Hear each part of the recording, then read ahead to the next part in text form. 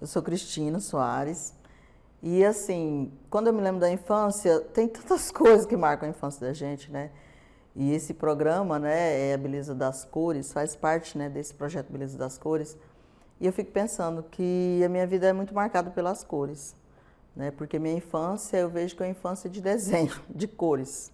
Né? Primeiro do carvão pelas paredes, né? Eu sempre gostei de desenhar, sempre gostei de ilustração. Mas é curioso como que quando a gente vai lembrar da infância, a gente não lembra só das cores, né? Podia ser, né? Mas a infância ela tem coisas muito marcantes, muito dolorosas, né? Eu vejo, porque a infância, nesse período de infância, é um período que a gente assim é tão inocente e a gente não vê algumas coisas, mas a gente sente as marcas daquilo que a gente passa, né? Porque na minha infância, eu sou de Mirassol do Oeste, aqui em Mato Grosso, né? Eu nasci lá. Meus pais e minha mãe é de São Paulo, interior de São Paulo, meu pai é mineiro. Então, assim, os meus pais não combinavam. Eles não combinavam. E gerou a gente, sabe? Nós somos 5 filhos desses pais. Minha mãe era uma péssima cozinheira. Eu gosto de lembrar disso, porque eu lembro, assim, de sempre estar pedindo para ela fazer bolinho de chuva. E hoje está um tempinho fresquinho, é um tempo que eu lembro muito da minha infância, do bolinho de chuva da minha mãe. Era a única coisa que ela fazia que era maravilhosa na cozinha e eu tenho muita saudade disso. Porque meus pais morreram muito jovens. Meus pais morreram assim, eu e meus irmãos, a gente era bem novos ainda. Mas assim, são coisas marcantes, gostosas, mas a gente, quando eu lembro deles, e hoje, com o olhar de hoje, eu vejo assim que a minha infância foi um tempo muito difícil para eles. Né? Foi um tempo assim de muita luta, porque pra gente que é preto não é só a pobreza que nos marca, apesar de que a gente era muito pobre. E eles morreram à míngua, né? Mas são muitas coisas que nos marcam, né? São muitas coisas que são difíceis, né? Minha mãe tinha um problema de saúde, assim, um problema psicológico mesmo, que era muito forte. Eu lembro que... Então, algumas coisas hoje me veio à tona que a gente vivia e a gente nem reparava na época como aquilo era marcante, como aquilo deixava sequelas. Minha mãe, eu lembro que eu tinha 7 anos de idade e ela, um dia, ela falou pra gente assim, ó, foi despedindo da gente, eu ia pra escola, e ela foi despedindo da gente assim, ó, eu vou morrer hoje. E aquilo foi muito assim, sabe, eu peguei as coisas e fui pra escola, mas eu sabia que quando eu chegasse em casa, ela ia ter morrido, né, porque ela tomou um remédio pra se matar. E aquilo foi muito forte. Eu cheguei na escola, estudei, né? Como se fosse muito natural. E cheguei em casa, ela estava viva ainda. Ela tinha tomado remédio para morrer, mas, né? Tomou várias, né? Vários remédios, mas ela conseguiu sobreviver. Então, assim, essas coisas eram muito diárias que a gente passava. Outro episódio, assim, da infância, já que é para falar da infância, né? Que foi quando a gente era comportado, tá, gente? Mas criança, vocês sabem como é, né? A gente pegou umas pedras e fomos jogar Eu, com certeza, não, porque eu acho que era uma criança muito comportada, meus irmãos, tá? Jogar na casa dos vizinhos. E aí a vizinha apelou e minha mãe entrou no meio daquilo e aí ela ficou muito nervosa com aquela briga e ela saiu, assim, de casa. E ela saiu de casa, ela foi andar, e ninguém sabe para onde ela foi. Então, assim, ela sumiu, ela só sumiu. Ela teve um surto, né? Era tipo um surto psicótico, hoje eu tenho essa consciência. E ela sumiu, a gente ia todo dia atrás dela. Todo dia a gente ia ver se ela estava na esquina. Andamos a cidade inteira procurando ela e não encontramos. E aí um dia, depois de vários dias, assim, quase mês que ela tinha saído, a gente foi na igreja, era a igreja católica na época, e chegamos lá e ela estava lá. Aí eu lembro que ela estava com um vestido, assim, diferente, né? A gente nunca viu ela com aquele vestido. E aí ela encontrou a gente foi para casa, pegou a gente e a gente foi para casa. E aí ela foi contar, né, que ela saiu, ela não sabe o que ela estava fazendo. Ela saiu de casa, ela só saiu e foi andando. Ela foi andando e foi assim de uma cidade para outra, né? Mirassol, vizinho de uma cidade que chama Quatro Marcos. Ela chegou em um sítio perto de Quatro Marcos, assim, andando a pé. E aí uma família acolheu ela tomou banho, ela comeu e ela assim não lembrava de nada. E aí até que ela foi recordando, né, a memória e ela voltou para casa. Então, assim, a gente não tinha noção na época do que era isso, né? Mas a minha infância, ela é muito marcada por essas coisas, sabe? Marcada por por várias coisas que eu vejo que é fruto de todo o racismo que a gente passa, todo o racismo institucional e estrutural, porque alguns lugares não eram lugares pra gente, né? Ela defendia assim a gente como leoa mesmo, ó, lá você não vai, senão vocês vão apanhar. Não pode ir na casa de vizinho, senão vocês vão apanhar. Não pode fazer tal coisa, vocês vão apanhar. Vocês têm que tirar nota muito boa na escola, senão vocês vão apanhar. Eu apanhei várias vezes pelas notas. Né? Então era tudo isso. Por quê? Porque ela falava aquela coisa que eu acho que toda criança preta escuta, né? Se você tem que fazer muito mais, né? Então você tem que tirar nota 10. Se não tirar 10, vocês vão apanhar. Se você não for muito bom, para você ser igual a uma outra pessoa, você tem que ser muito melhor, para ser considerado igual. E assim, a infância é muito marcada por isso. Né? E tem uma coisa também da minha infância, que eu me lembro, que assim, é muito marcante, assim, essa parte do que ela sempre estava muito nervosa. Né? Ela sempre batia na gente, ela sempre estava muito nervosa. Eu me lembro de uma vez que eu era pequena, né? E ela pediu eu tinha 8 anos, ela pediu para lavar, eu tinha que lavar roupa, e eu estava com preguiça de lavar roupa, né? E aí ela foi e chegou em mim e falou assim, você devia ter morrido no lugar da sua irmã, Miriam, porque você é muito preguiçosa. E aquilo foi assim, devastador. Só que hoje eu entendo isso. O que é eu perder um filho? Ela falava que morreu a míngua, né? Perdeu por conta que passou fome, ela morreu porque eu nasci. Né? Eu nasci, ela morreu de fome.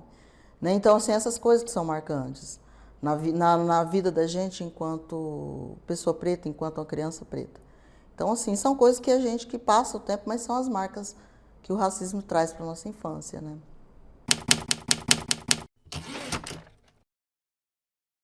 Bom, o racismo, né, assim, desde a minha infância eu conheci que era o racismo, né? Eu conheci o racismo na escola, né? Eu acho que na escola eu entendi o que era o racismo, não sabia nomear.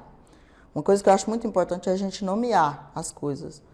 Mas na infância eu não sabia nomear o racismo. Eu lembro que a escola ela foi um lugar que ela contou para mim, que ela me contou quem eu era, sabe? Que ela disse para mim, não, seu cabelo é feio, seu cabelo é um cabelo de bombril. Né? Que ele contou que a minha cor era feia. Na escola eu comecei a ver isso, eu me lembro no prezinho. Eu chegava e a menina eu tentava sentar com os coleguinhas, tinha uma menina que sempre me puxava, não deixava sentar. E que xingava de todos os nomes, que é claro que eu não vou reproduzir aqui, né, gente? Então, assim, e eu me lembro que eu odiava estudar. Então, a escola, para mim, ela foi, assim, um pesadelo. Porque, para mim, era ruim ir para a escola.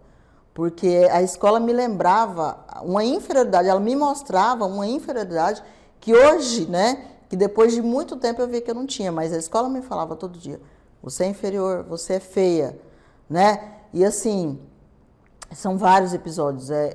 Tem um episódio, quando eu estava na primeira série, que era assim, eu não gostava da escola por muitos motivos, por conta dessas coisas que aconteciam, né? E tinha uma situação que eu passava, que era assim, eu sempre estava na sala dos burros. Eu sempre era colocada na sala dos burros. Então, eu cresci acreditando que eu era burra. Então, a escola foi ruim para mim porque eu pensava que eu era uma pessoa burra.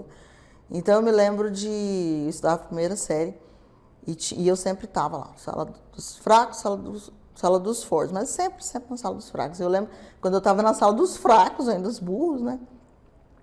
Uma professora que eu gostava entrou de licença, né, maternidade, aí entrou uma professora substituta. E essa professora substituta, ela começou a dar banho nas crianças na escola, na sala. Ela falava que a gente estava suja, as crianças estavam sujas. Eu sentava na última fileira. E aí ela, assim, ela dava o banho geralmente nas crianças que eram mais escuras, né? E eu pensava, gente, quando chegar na minha fileira, essa professora vai me pegar. E ela pegava e passava a escova nas unhas das crianças. E eu pensava, gente, quando chegar a minha vez, ela vai me pegar. E aí eu pensei, eu vou ter que fazer a força da escola. E aí, beleza, foi chegando a minha fila, eu pensei, eu não venho, eu vou ter que faltar. Só que assim, a minha mãe tudo batia na gente, né? E eu pensei assim, eu vou ter que ter uma estratégia.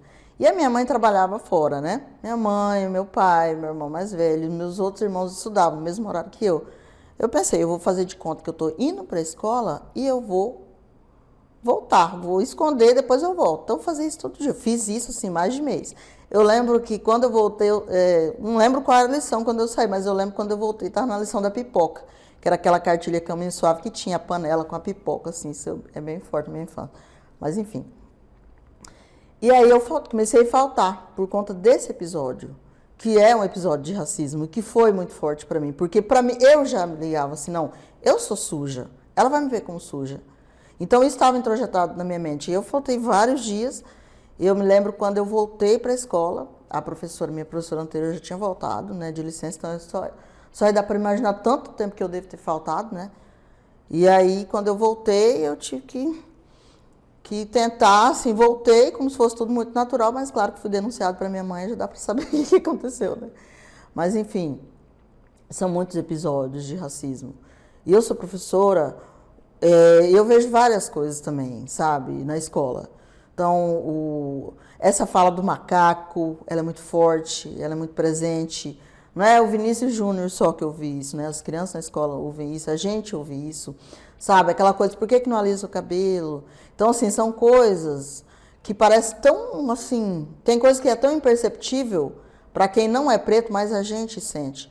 Então, assim, episódios de racismo, gente, e é interessante a gente pensar no racismo estrutural, porque o racismo estrutural faz a gente não estar em certos lugares, né? Quando eu fui fazer faculdade, por exemplo, eu fiz um curso de História, quando eu fui fazer, foi muito difícil, porque eu não acreditava que era para mim. Meus pais já tinham morrido há muitos anos, né? Eu acreditava que aquilo não era para mim. Então, para eu acreditar que aquilo era para mim, que eu podia estar na universidade, que eu podia fazer um curso de graduação, foi muito difícil. Então, isso faz parte do racismo estrutural que já tira a gente de certos lugares. Né? E na época não tinha condição nenhuma de estudar, né? Não tinha dinheiro, não tinha condição nenhuma. Mas eu fiz a graduação e, para encerrar essa fala, eu fiz a graduação, né? Durante 4 anos, eu saí de Mirassol e estudava em Cáceres. E foi muito difícil, né? Porque na época eu morava com meu irmão e a gente passava fome mesmo. Essa é a realidade. E foi muito difícil terminar o curso, e quando eu estava fazendo a monografia, quando eu terminei a monografia, eu tive uma situação, eu passei por uma situação que ela foi tão traumática, que foi na banca, né? Eu era assim muito dedicada, então eu fiz uma coisa muito bem feita, né? Então, mas quando eu fui para a banca final, teve uma pessoa da banca que ela se levantou e ela apontou o dedo para mim e entre as várias críticas que ela fez, na época eu era jovem, né, gente? Na época eu era jovem, então eu fiz uma monografia que era uma crítica à universidade, sabe? Então eu fiz aquela coisa de jovem, crítica à universidade, porque a universidade precisava disso, aquilo outro, isso era na época. E aí a pessoa que estava na banca levantou assim e falou assim, quem você pensa que é? Quem você pensa que é para você fazer isso, para você escrever sobre isso? E aí aquilo acabou comigo, sabe? Por conta de tudo aquilo que eu já tinha vivido. E na época que fazia a graduação, era uma situação de passar fome mesmo, sabe? Então ali eu pensei, gente, quem eu sou? Então eu olhei, eu lembro que eu olhei para minha mão assim e pensei, nossa, eu lembrei que minha mãe falava que eu tinha dedo de costureira. E eu pensei, eu não devia estar aqui na universidade, eu devia estar costurando. Esse era o meu lugar. E aí depois disso, fiquei 13 anos sem ter coragem de voltar para a universidade. Eu não tinha coragem de pisar para fazer um curso na universidade. Porque aquilo me marcou muito. É o que o racismo estrutural, institucional faz com a gente.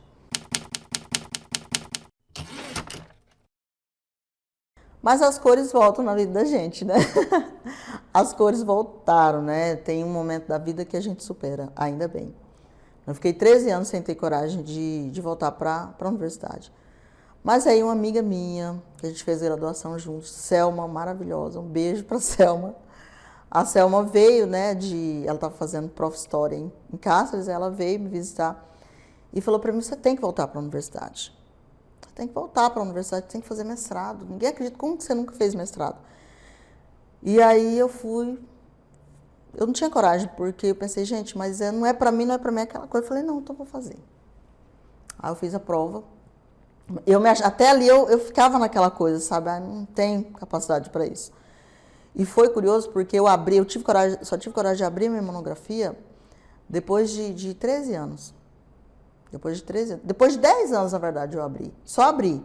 E depois de 13 anos, quando eu fui fazer a prova do mestrado, para o mestrado, eu abri e falei, gente, não tá uma porcaria, não é que eu escrevo bem. E aí eu fiz a prova do mestrado, que é o Prof. História, tem na UFMT, e passei em primeiro lugar na época.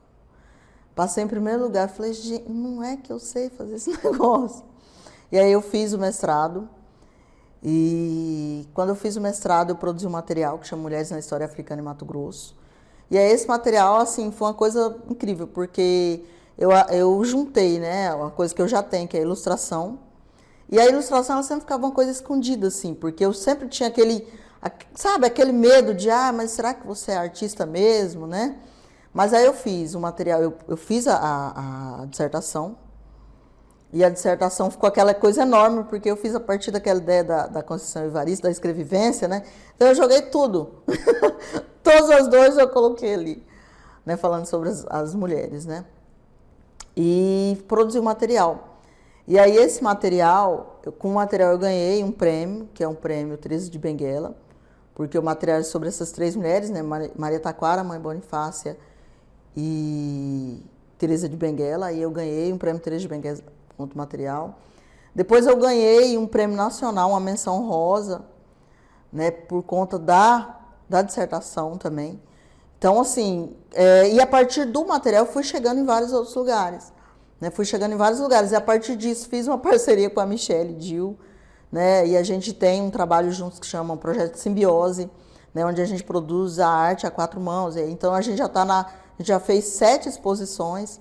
Aí esse ano a gente lançou um livro que chama Cama de Gato, a partir desse Projeto de Simbiose, o livro foi lançado na Assembleia Legislativa. Então, assim, foi muito legal, porque foi assim, foi um momento histórico, né? Porque foi o primeiro livro lançado lá na plenária, né, da Assembleia Legislativa como uma sessão extraordinária. Então, assim, foi uma coisa muito interessante. Então, são as superações. E para mim, a partir disso, e para mim tem sido uma coisa muito incansável, lutar contra o racismo. Então, assim, não só nesse material, hoje eu estou fazendo doutorado, né, e o doutorado é ainda sobre essas questões étnico-raciais. Então, assim, para mim, eu tenho uma mulher que eu admiro muito, que se chama Wangari Maathai. Wangari Maathai é a mulher que fez todo aquele movimento do Cinturão Verde.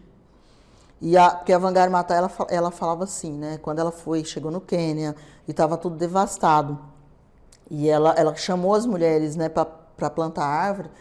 As mulheres falavam assim, mas a gente dá pra gente fazer. Tinha toda aquela coisa do machismo ali e tal. E as mulheres falaram, não, como que a gente vai fazer isso? Ela falou, não, a gente tem que fazer. Porque está acima de nós. A gente vai fazer porque a gente precisa fazer. A gente tem que fazer pelas futuras gerações.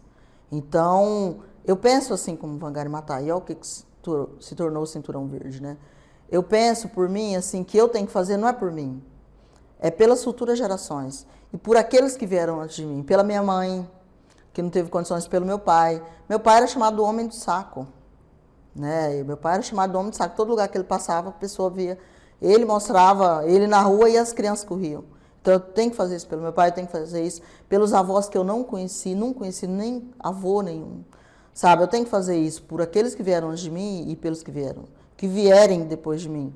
Então, eu vejo que, por isso que eu fiquei muito encantada com esse projeto, né? A Beleza das Cores, porque é uma necessidade lutar contra o racismo institucional, estrutural, porque, assim, se a gente não fizer, as crianças vão ser patroladas. Eu não quero que as crianças continuem passando por aquilo que eu passei, por aquilo que meus irmãos passaram, situação até pior do que a minha. Então, assim, para mim é isso, sabe? Eu acho que a gente tem que lutar contra isso, isso é superar, sabe? Então, assim, talvez não nessa geração.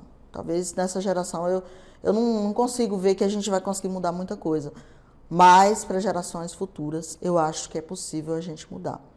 Então é isso, né, gente? Então é isso. Hoje eu sou muito grata, sabe, por toda a, não pelo racismo, mas pelas pessoas também que, de certa forma, me ajudaram por esse momento de poder falar, porque a gente não podia falar. Nossa voz era silenciada, mas eu fico muito grata por momentos como esse, tá? Então é isso, gente. Um abraço.